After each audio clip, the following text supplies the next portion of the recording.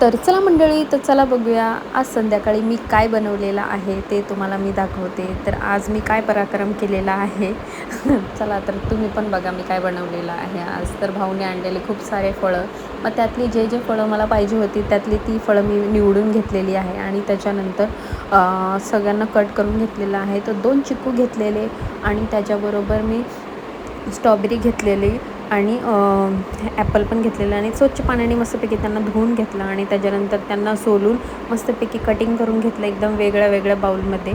आणि त्याच्यानंतर मी फ्रीजमधनं जे आम्ही आईस्क्रीम मागवली होती, 2 आईस्क्रीम मागवलेले, एक कोकोनटची मागवली होती आणि एक म्हणजे थोडी वेगळी होती ती.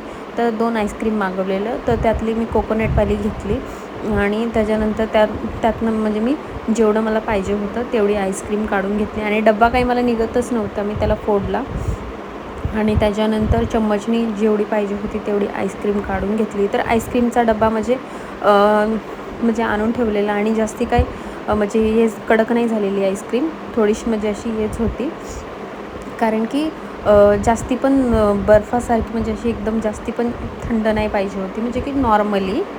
तर म्हणजे अशी घातल्याच्या नंतर म्हणजे जेव्हा आम्ही त्यात फ्रूट वगैरे सगळे टाकले आणि एक चम्मच मी सगळं असं टाकून घेतलेलं त्याच्यात.